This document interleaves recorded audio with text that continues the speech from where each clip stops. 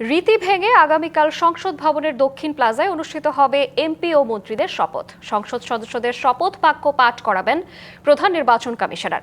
নির্বাচন কমিশনার আনোয়ারুল ইসলাম সরকার গণমাধ্যমকে জানিয়েছেন, এএমএম নাসির উদ্দিনের শপথ পাঠ করানোর বিষয়ে চিঠি পাওয়া যেতে পারে আজ। শুক্রবার রাতে নির্বাচনে বিজয়ী 297 জন সংসদ সদস্যের গ্যাজেট প্রকাশের পর এবার নতুন সরকারের শপথ গ্রহণের পালা। মঙ্গলবার সকাল 10টায় জাতীয় সংসদ ভবনের দক্ষিণ প্লাজায় সংসদ সদস্যদের শপথ পড়ানোর প্রস্তুতি চলছে, যা এতদিন হতো সংসদ ভবনের অভ্যন্তরে।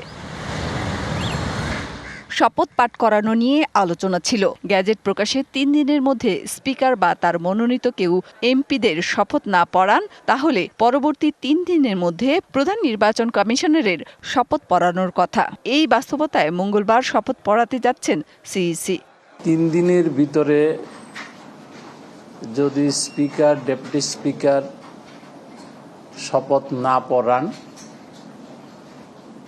তাহলে চতুর্থ দিন থেকে পরবর্তী 3 দিনের মধ্যে প্রধান নির্বাচন কমিশনার শপথ পাঠ করাবেন, সে বিধান রয়েছে। মঙ্গলবার দিন সকাল 10টার সময় সংসদ সদস্যদের শপথ হচ্ছে। যেরকম পরিস্থিতি আমি ধারণা করছি যেটা প্রধান নির্বাচন কমিশনার করাবেন। সংসদ সদস্যদের শপথ গ্রহণের পর নির্বাচনে সংখ্যাগরিষ্ঠ দল তাদের সংসদীয় দলের নেতা নির্বাচন করবেন। এরপর সংসদীয় দলের নেতা রাষ্ট্রপতির কাছে সংখ্যাগরিষ্ঠ সদস্যের আস্থাভাজন হওয়ার বিষয়টি আনুষ্ঠানিকভাবে জানাবেন। রাষ্ট্রপতি তখন তাকে নিয়ম অনুযায়ী প্রধানমন্ত্রী পদে নিয়োগ দেবেন এবং নতুন মন্ত্রিসভা গঠনের আহ্বান জানাবেন।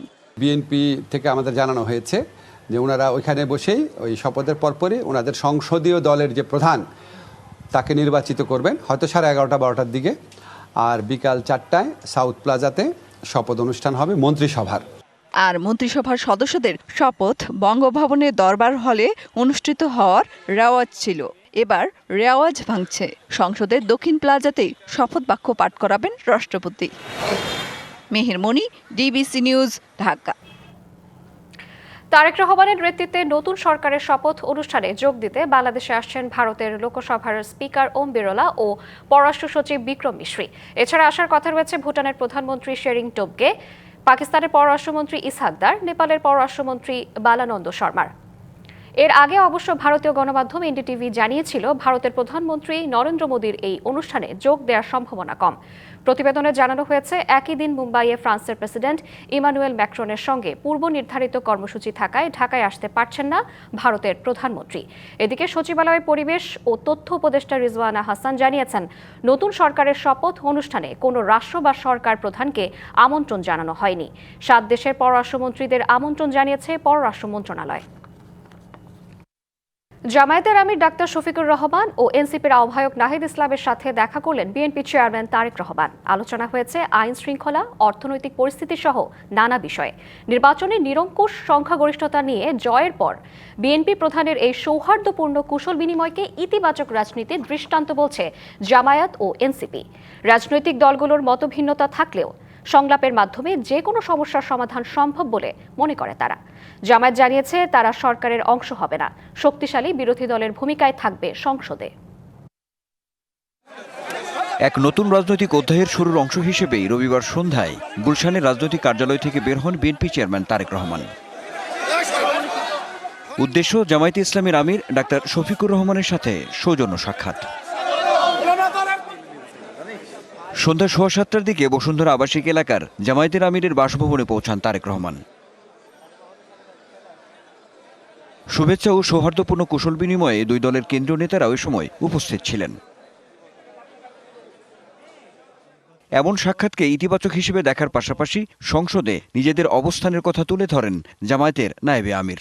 পজিটিভ যে কোনো বিষয় আছে আমরা বলেছি, আমরা কোঅপারেট করব এবং জনগণের স্বার্থের বিপরীতে যদি সেরকম কোনো ভূমিকা থাকে আমরা প্রতিবাদ এবং ভূমিকা নেওয়ার জন্য আমরা প্রস্তুত আছি। জামায়াতে ইসলামী কোনো জাতীয় সরকারে অংশগ্রহণ করবে না। জামায়াতে ইসলামী এখানে একজন কনস্ট্রাকটিভ, শক্তিশালী একটি বিরোধী দলের ভূমিকা পালন করবে। জামায়াতের আমিরের সাথে সাক্ষাৎ শেষে রাত 8:30টার দিকে সার্কিট হাউস এলাকার এনসিপির আহ্বায়ক নাহিদ ইসলামের বাসায় যান তারেক রহমান। কুশল বিনিময় হয় পরস্পরের সাথে। নেতাদের এমন মেলবন্ধনকে ইতিবাচক রাজনীতির দৃষ্টান্ত স্থাপন করেছে বলে মত দেন এনসিপির সদস্য সচিব। বাংলাদেশের সংস্কারের যে প্রশ্ন, সেই প্রশ্নকে কিভাবে সুরাহা করা যায় এবং বিচারের যে প্রশ্ন, সেই বিষয়গুলো নিয়ে আমরা নিজেদের মধ্যে কথা বলেছি।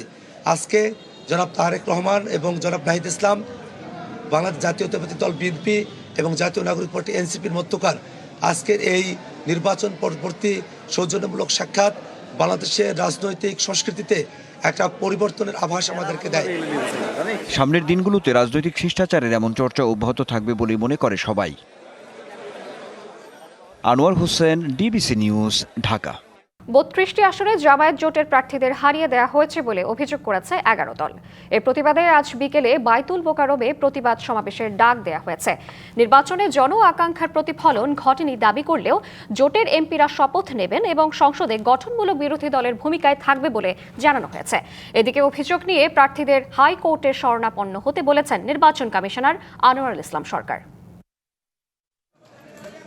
ত্রয়োদশ জাতীয় সংসদ নির্বাচনে বড় কোনো সহিংসতা না হলেও কিছু কিছু আসনে কারচুপির অভিযোগ করেছে জামায়াত নেতৃত্বাধীন 11 দলীয় জোট। নির্বাচনে অনিয়মের অভিযোগ জানাতে রবিবার নির্বাচন ভবনে যান 11 দলের প্রতিনিধি দল। 4 নির্বাচন কমিশনারের সঙ্গে বৈঠকের পর জামায়াতে ইসলামীর সহকারী সেক্রেটারি জেনারেল হামিদুর রহমান আজাদ বলেন, বিভিন্ন আসনে ভোট কারচুপির অভিযোগ করা হলেও তড়িঘড়ি করে গ্যাজেট প্রকাশ করেছে নির্বাচন কমিশন। ভোট গ্রহণকালীন সময়ে ভোট কেন্দ্রগুলো ভিজিট করতে গিয়ে আমরা যেটা দেখেছি, সেখানে অসুস্থ পরিবেশ বিরাজমান ছিল নানা ধরনের। এখানে জাল ভোট হয়েছে প্রচুর, কালো টাকার ছড়াছড়ি হয়েছে এবং কোথাও কোথাও হুমকি দমকি, সন্ত্রাস, মারামারি অথবা হামলার ঘটনা ঘটেছে। এছাড়া ভোটে কারচুপি ও সহিংসতার প্রতিবাদে সোমবার বিকালে বাইতুল মোকাররম মসজিদের সামনে থেকে বিক্ষোভ কর্মসূচি পালনের কথাও জানান তিনি।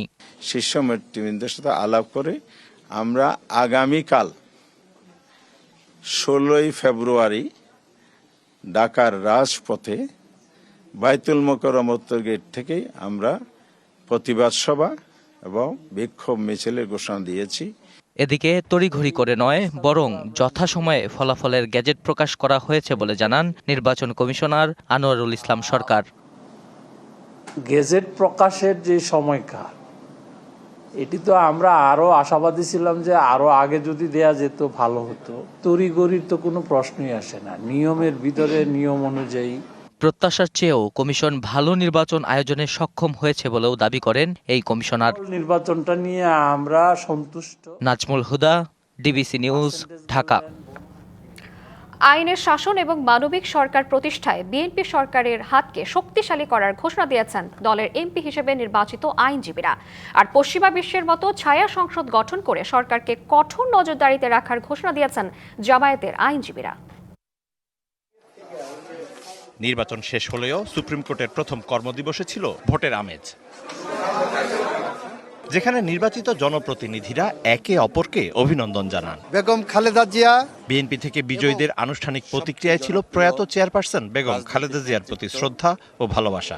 মরহুমা সাবেক প্রধানমন্ত্রী দেশনেত্রী বেগম খালেদা জিয়ার প্রতি শ্রদ্ধা। ভোটারদের ধন্যবাদ দিয়ে মানবিক দেশ গড়ার প্রত্যয় ব্যক্ত করেন সদ্য নির্বাচিতরা।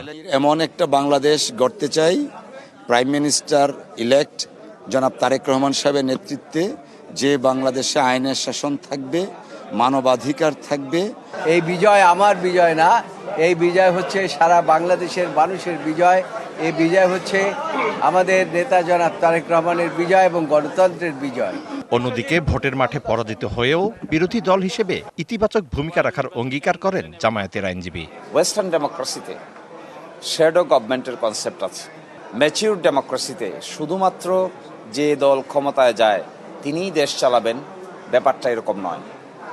যারা ক্ষমতায় যান না কিন্তু কাছাকাছি থাকেন, তাদের দায়িত্ব আছে রাষ্ট্র পরিচালনার ক্ষেত্রে গুরুত্বপূর্ণ ভূমিকা পালন করা। এটার নামেই ছায়া মন্ত্রিসভা। সরকারের ভালো কাজের প্রশংসা করার পাশাপাশি বেআইনি কাজের বিরুদ্ধে বিরোধী দল হিসেবে জামায়াত সোচ্চার থাকবে বলেও জানান শিশির মনির। সাথে আমরা চেষ্টা করব ভালো কাজ যদি তারা করেন তাহলে অ্যাপ্রিসিয়েট করা, আর যদি ভালো কাজ না করেন গঠনমূলক সমালোচনা নিয়ে হাজির হব। Mizan Ahmed, DBC news, Dhaka. ঋণের দায়ে জর্জরিত গরিব সরকারের দায়িত্ব নিতে যাচ্ছে বিএনপি। কোষাগার শূন্য, কিন্তু পরিবর্তন আর সংস্কারের আশা আকাশচুম্বী। পরিস্থিতি এমন যেন দায়িত্ব নিয়ে শুরু করতে হবে নতুন সরকারকে। বিশ্লেষকরাও মনে করেন ভঙ্গুর অর্থনীতি, বেকারত্ব, নাজুক আইন শৃঙ্খলা পরিস্থিতি, প্রতিবেশী দেশের সঙ্গে শীতল সম্পর্কের কঠিন পরিস্থিতি ছাপিয়ে সীমিত সম্পদে জনগণের অগুনতি আকাঙ্ক্ষা পূরণের চাপ নতুন সরকারের জন্য হবে বড় চ্যালেঞ্জ। এই মুহূর্তে বাংলাদেশের অবস্থা সর্বাঙ্গে ব্যথা, মলম দেব কোথা। গেল ১.৫ বছরে আর্থিক খাতে কাঙ্ক্ষিত সংস্কার হয়নি, বিমা খাত রয়ে গেছে আড়ালেই, আর পুঁজিবাজার আটকে গেছে জরিমানার চোরাবালিতে। রাজস্ব আহরণ লক্ষ্য পূরণ হয়নি। ব্যাংক খাতের দুর্বল অবস্থার পরও সরকারের বাজেট অর্থায়নের প্রধান উৎস ব্যাংক ঋণ। সংস্কার ঝুলিয়ে রেখেই বিদায় নিচ্ছে অন্তর্বর্তী সরকার। পজিটিভ যে রিফর্মগুলি, আমার বিশ্বাস আমাদের নতুন যে গভর্নমেন্ট আসছে চলমান প্রক্রিয়া ধরে রাখবে। এই ধরনের রিফর্মগুলি যদি না হয় তাহলে কিন্তু আমরা ফিউচারে একটা কার্যকর ব্যাংকিং সেক্টর দেখব না। ইন্স্যুরেন্স সেক্টর বিশেষ করে এবং সাথে ক্যাপিটাল মার্কেট, এইখানে অগ্রগতি খুব লিমিটেড। অনেকগুলো আইন এবং রেগুলেশন, সেগুলোকে ঢেলে সাজানোর বিষয় আছে, সেই রিফর্মসটাও প্রয়োজন। চলতি অর্থবছরের জুলাই সেপ্টেম্বরে জিডিপির প্রবৃদ্ধি হয়েছে 4.5% হারে। বিশ্ব ব্যাংকের তথ্য বলছে অর্থনৈতিক মন্দায় বেড়েছে বেকারত্ব, কাজ না পাওয়ায় বেড়েছে দারিদ্র্যের হার, আর বিনিয়োগ সন্দেহাতীতভাবেই কমেছে। ইন্টারেস্ট রেট এখন অ্যাবসলিউটলি ভেরি ভেরি হাই।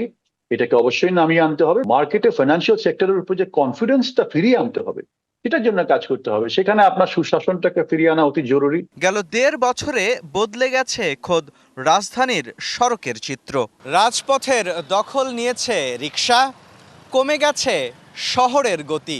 একই বিশৃঙ্খলা যেন রাষ্ট্রের প্রতিটি ক্ষেত্রে, যার দ্রুত উত্তরণ চান জনগণ। আমরা আশা করি নতুন সরকার এসে আর্থিক খাতের উন্নয়ন করব।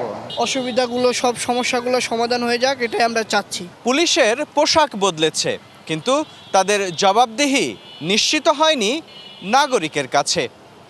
আমলাতন্ত্র হয়নি জনকল্যাণমুখী। শেখ হাসিনার পালিয়ে যাওয়া আর ভারত নিয়ে নানা কথার যুদ্ধে প্রতিবেশী দেশটির সঙ্গে সম্পর্ক এখন চরম অবনতিতে। যে কোনো দেশের সাথে আমাদের ডিপেন্ডেন্সি যেন না থাকে। যত বেশি আমরা ডাইভার্সিফাই করতে পারবো তত কিন্তু, যেটাকে স্ট্র্যাটেজিক অটোনমি বলা হয়, সেই জিনিসটা কিন্তু সুবিধা হবে। রাজস্ব আহরণে গতি নেই, বাজেট ঋণ নির্ভর। অর্থনীতির চাকায় গতি আসে এমন আশাও নেই। আছে উন্নয়নশীল দেশ হওয়ার চ্যালেঞ্জও। এসব উত্তরণের উপায় হিসেবে দূর করা যায়নি বাণিজ্যের বাধা, কমানো যায়নি ঘুষ, দুর্নীতি। 2 যুগ পর ভোট দিয়ে সরকার গঠনের সুযোগ পেয়েছে জনগণ, তাই নির্বাচিতদের কাছে প্রত্যাশাও অনেক। যেন দেশে চাঁদাবাজিটা বন্ধ হয় এবং রাস্তাঘাটে যে মেয়েরা যেন সেফ থাকে। নির্বাচিত সরকার হলে ব্যবসা বাণিজ্য সবকিছুর উন্নতি হবে এবং আমাদের অর্থনৈতিক অবস্থা সচল হবে। সংকট অনেক, তবে এসব ছাপিয়ে জনগণের প্রত্যাশা দ্রুত পূরণের চাপই হতে পারে নতুন সরকারের জন্য বড় চ্যালেঞ্জ। মুস্তফা মাহবুব, ডিবিসি নিউজ, ঢাকা। নির্বাচনের পর বদলে গেছে বাংলাদেশের ভেতরের বাইরের অনেক কিছু। একদিন পর বিএনপি চেয়ারম্যান তারেক রহমানের নেতৃত্বে গঠিত হতে যাচ্ছে নতুন সরকার। বন্ধু দেশ, বড় অর্থনীতির দেশগুলোর সাথে কেমন হবে নতুন সরকারের কূটনীতি, সেই প্রশ্নটা বড় হয়ে দেখা দিচ্ছে। নির্বাচনে বিপুল বিজয়। বিএনপি চেয়ারম্যান তারেক রহমানকে শুভেচ্ছা জানান ভারতের প্রধানমন্ত্রী নরেন্দ্র মোদী, চীন, মার্কিন যুক্তরাষ্ট্র, ইউরোপীয় ইউনিয়ন সহ বিভিন্ন দেশের নেতারা। বার্তা পরিষ্কার হয়ে যায়, বাংলাদেশের আগামী সরকারের সাথে বড় দেশগুলোর সম্পর্ক কেমন হতে চলেছে। নির্বাচনোত্তর সংবাদ সম্মেলনে পররাষ্ট্রনীতি কেমন হবে নতুন সরকারের, দেশি বিদেশি সাংবাদিকরা প্রশ্ন করেন তারেক রহমানকে। বিজয়ী দলনেতার জবাব আগের মতোই দৃঢ় আর স্পষ্ট, সবার আগে Bangladesh. Foreign policy which is the interest of Bangladesh and the interest of Bangladeshi people comes first. আন্তর্জাতিক সম্পর্ক বিশ্লেষকরা আশা করছেন প্রতিবেশী ভারতের সাথে সম্পর্ক স্বাভাবিক হবে অচিরেই। তবে তাদেরও বিশেষ কোনো দলকেন্দ্রিক রাজনীতি থেকে বের হতে হবে। যেহেতু ভারতের সাথে সম্পর্ক গত 1.5 বছরে খারাপ হয়েছে, বাংলাদেশের জনগণের যে এই আকাঙ্ক্ষা আশা যেটা করছে সেটা হলো সম্পর্কটার মধ্যে যেন মিউচুয়াল রেসপেক্ট থাকে। বিগত সরকারের সাথে সম্পর্ক ভালো ছিল, কিন্তু এটা সরকার কেন্দ্রিক সম্পর্ক তৈরি হয়েছিল। বন্ধুত্বটা হবে কিসের ভিত্তিতে? সমতা এবং মর্যাদার ভিত্তিতে, সমমর্যাদার ভিত্তিতে। সেটা যদি ঠিক থাকে তাহলে আমাদের সমস্যা হওয়া উচিত না।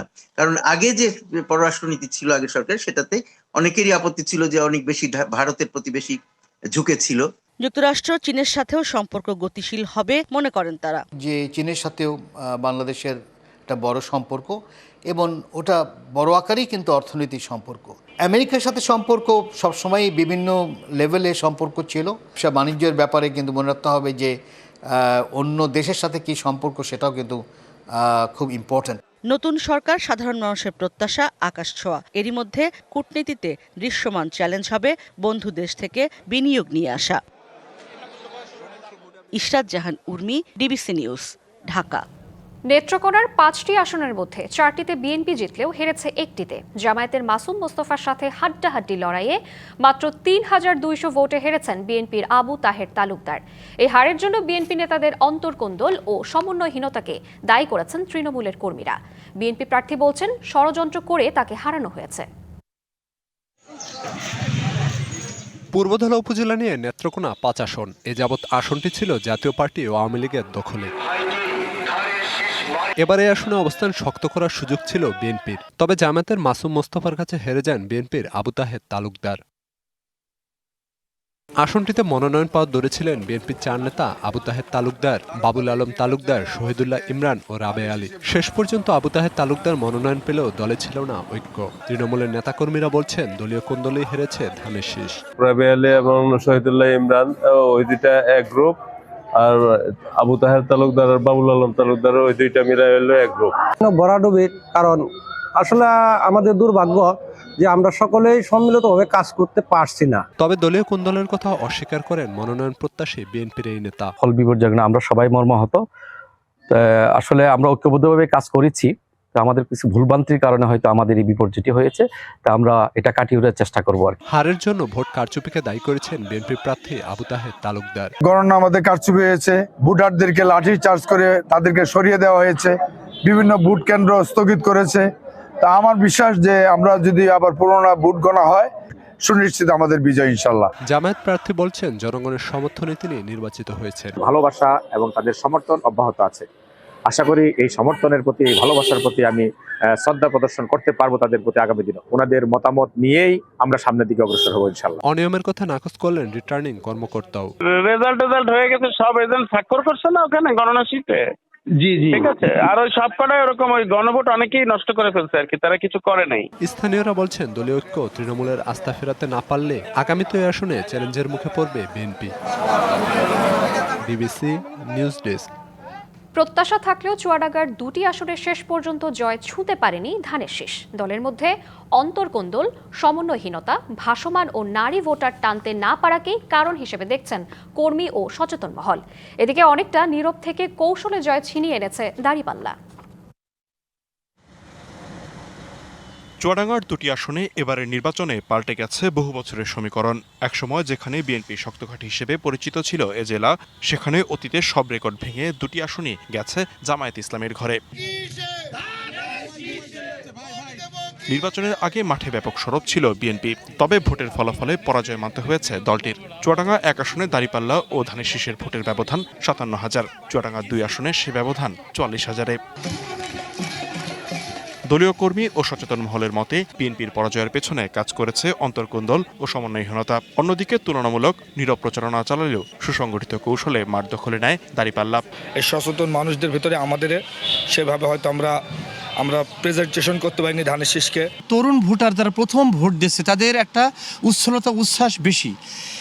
আমার দৃষ্টিতে মনে হয় জামাত এই ভোটগুলোকে তারা আকৃষ্ট করতে পেরেছে। বিএনপির নেতারা মনে করেন বিপর্যয় কাটিয়ে উঠতে নিজেদের ঐক্যবদ্ধ হওয়ার বিকল্প নেই। চুয়াডাঙ্গা জেলা একটা বিএনপির অধ্যুষিত এলাকা, রাজনীতিতে গ্রুপিং থাকার জন্য সমন্বয়হীনতার কারণে আমরা পরাজয় বরণ করেছি। গুছিয়ে উঠতে না পারার কারণে আজকে আমাদের ধানের শীষের বিপর্যয়। দুটি আসনে ইসলামী আন্দোলনের হাতপাখা প্রতীকের দুই প্রার্থী জামানত হারিয়েছেন। DBC news desk. কিশোরগঞ্জের হোসেনপুর আশ্রয়ণ প্রকল্পের ঘর থেকে চুরি হয়ে গেছে দরজা জানালা সহ মূল্যবান আসবাব। স্থানটি এখন মাদক সেবীদের দখলে, চলে অপরাধমূলক কর্মকাণ্ড। অভিযোগ, দিনের আলোতেও সেখানে যেতে ভয় গ্রামবাসীর। অভিযোগ পেলে ব্যবস্থা নেওয়ার আশ্বাস প্রশাসনের। লাল সবুজ রঙের এসব ঘর একসময় ছিল অসহায় মানুষের স্বপ্নের ঠিকানা। 2021 সালে সরকারের আশ্রয়ণ প্রকল্পের আওতায় কিশোরগঞ্জের হোসেনপুর উপজেলার চর জিনারি গ্রামে ঘর পায় 25টি অসহায় পরিবার। ঘরগুলো নির্মাণের 3 বছর না পেরোতেই পরিবারগুলোর সেই স্বপ্ন পরিণত হয় দুঃস্বপ্নে। 2025 সালের জুনে এক হত্যার ঘটনায় আতঙ্কে অনেক পরিবার ঘর ছেড়ে চলে যায় শহরে। দীর্ঘদিন পর আবার অনেকে ফিরতে শুরু করে, তবে এসে দেখতে পান একেবারেই ভিন্ন দৃশ্য। চুরি হয়ে গেছে ছেড়ে যাওয়া ঘরের দরজা জানালা, বৈদ্যুতিক সরঞ্জাম, নলকূপ, উধাও মূল্যবান আসবাবু। আমরা জানের ভয়ে যে যেখানে আসছিলাম সেই জায়গায় চলে গেছি। এখন আইসা দেখি যে ঘরের দরজা জানালা সব চুরি হয়ে গেছে। 25টা ঘরের মধ্যে 23টা দরজা ভাঙ্গা নিয়ে গেছে। এখন আমরা দরজা নাই গা, দরজা ছাড়া কি আমরা থাকতে পারবো? কল নাই, এরপরে কারেন্টের ট্রান্সমিটার দিছে গা, লত নিছে গা। এটা যদি মেরামত করে দেয় সরকারে তা আমরা এটা থাকতে পারি। স্থানীয়দের অভিযোগ, পরিত্যক্ত হওয়ায় ঘরগুলো এখন মাদকসেবীদের আড্ডাখানা, চলে নানা অপরাধমূলক কর্মকাণ্ড। এখানে প্রচুর মাদক বেচা কেনা হয়। যারা দোষী ওদেরকে উপযুক্ত শাস্তির আওতা আনা হোক। স্থানীয় ভাঙারি দোকানে বিক্রি করা হয় চুরির জিনিসপত্র, তবে দোকানি বলছেন হকারদের থেকে কিনেছেন মালামাল। এই হকারদের দাম আমরা কিনে রাখছি, আমরাও ভাঙারি হিসাবে বেশি, আর যেটি একটু ভালো এটা আমরা রিফাইনিং করে বেশি। অনিয়ম করে ভিন্ন এলাকার বাসিন্দারা পেয়েছে ঘর, দাবি স্থানীয় ইউপি চেয়ারম্যানের। নতুন করে যদি এই ঘরগুলি নির্বাচিত করা হয়, আমরা অবশ্যই এলাকার মানুষ আমরা জানি কাকে এই ঘরে দিলে থাকতে পারবে, আমরা এই ধরনের চূড়ান্ত তালিকা দিব। অভিযোগ পেলে ব্যবস্থা নেওয়ার আশ্বাস উপজেলা নির্বাহী কর্মকর্তার। হোসেনপুর থানাকে অবগত করেছি মাদকের বিরুদ্ধে যেন এই স্পটটাকে মোটামুটি একটা হটস্পট বিবেচনা করে যেন অভিযান পরিচালনা করে। যারা নাকি চলে যাচ্ছে তাদের একটি তালিকা প্রস্তুত করে তাদেরকে খোঁজ করা যে তারা কি আসলে ঘরে থাকতে আগ্রহী নাকি ছেড়ে দিচ্ছে। তো এই বিষয়গুলো সার্বিক বিবেচনায় নিয়ে আমরা পরবর্তী পদক্ষেপ গ্রহণ করব। পরিত্যক্ত ঘরগুলো পুনর্নির্মাণ করে নিরাপত্তা ব্যবস্থা জোরদারের দাবি স্থানীয়দের। DBC news desk. ঝালকাঠির নলছিটির খয়রাবাদ নদীতে শত কোটি টাকার নির্মাণাধীন 730 মিটার দীর্ঘ সেতুর কাজ নিয়ে দেখা দিয়েছে অনিশ্চয়তা। নদীর দুই প্রান্তে কয়েকটি পিলার বসানো হলেও নির্ধারিত সময়ের মধ্যে কাজ শেষ হওয়ার লক্ষণ নেই। ঠিকাদারি প্রতিষ্ঠানের মালিক জেলে থাকায় নির্মাণ কাজ থমকে আছে। 20 কোটি টাকার অগ্রিম বিল নিয়েছে ঠিকাদারি প্রতিষ্ঠানটি। ঝালকাঠির খয়রাবাদ নদীর ওপর 730 মিটার দীর্ঘ সেতু নির্মাণের কাজ শুরু হয় 2023 সালের এপ্রিলে। সেতুটির নির্মাণ কাজ শেষ হওয়ার কথা 2026 সালের 9 এপ্রিল। তবে এতদিনও কাজের কোনো গতি নেই। 2.5 বছরের বেশি সময় পেরিয়ে গেলেও মাত্র 18টি পিলারের আংশিক নির্মাণ হয়েছে। 2024 সালে রাজনৈতিক পট পরিবর্তনের পর কাজে স্থবিরতা নেমে এসেছে। স্থানীয়দের অভিযোগ, ঠিকাদারি প্রতিষ্ঠানের মালিক বলরাম পোদ্দার কারাবন্দী থাকায় প্রকল্পের কাজ বন্ধ রয়েছে। এখন আমাদের এই ব্রিজটা হইলে এই রোগী নিয়ে শহরে, উপজেলায় বা জেলায় যাওয়ার সুবিধা হবে। এজন্য আমাদের এই কাজটা দ্রুত হওয়ার দরকার। আমরা যারা বরিশালে লেখাপড়া করি, ভার্সিটি সহ এবং বরিশালে বিভিন্ন কলেজে, আমরা সকালবেলা আসতে দেখা যায় এখানে 7টার আগে ট্রলার পাওয়া যায় না। দপদপিয়া ইউনিয়নবাসীর তেমন কাজে আসবে না সেতুটি, ফলে 123 কোটি টাকা ব্যয়ে সেতুটি নির্মাণ নিয়ে প্রশ্ন তুলেছেন স্থানীয়রা। মাত্র 2টি ইউনিয়নকে, তাতে 123 কোটি টাকা। আমার কাছে এটা মনে হচ্ছে যে এটা এক ধরনের ওই যে আরো অন্য অনেক প্রকল্পের মতো, এটা লুটপাটের প্রকল্পের মতো আমার মনে হয়। তবে সেতুটি চালু হলে সরাসরি দক্ষিণাঞ্চলের বেশিরভাগ জায়গায় যাতায়াত করতে পারবেন বাকেরগঞ্জের গারুরিয়া, কলসকাঠি ও চরাদি ইউনিয়নের মানুষ। ব্রিজ করার সময় আমরা কোনো ক্ষতিপূরণ পাই নাই।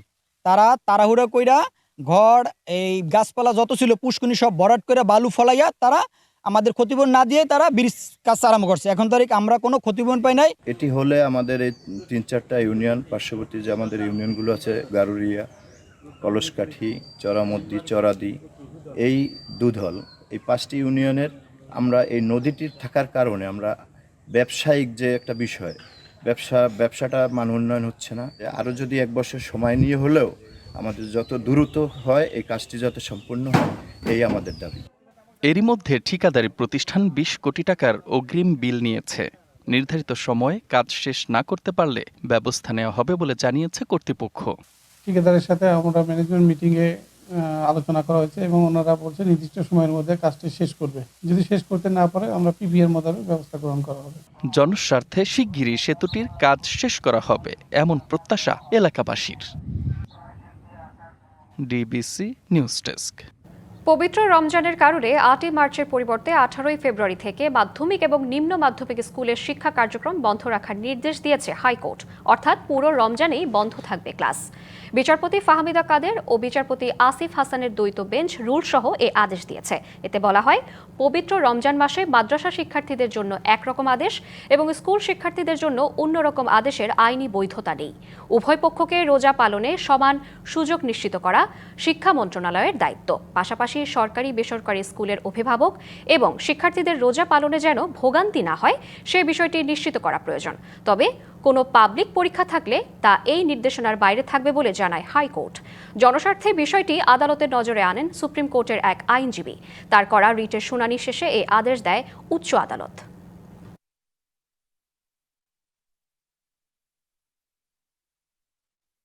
মাধ্যমিক এবং নিম্ন মাধ্যমিক স্কুলসমূহ সরকারি নোটিশ অনুযায়ী 8ই মার্চ হইতে বন্ধ রাখার জন্য যে নির্দেশনা দিয়েছিলেন, মহামান্য আদালত তাহা 18 ফেব্রুয়ারি থেকে বন্ধ রাখার জন্য নির্দেশ দিয়েছেন।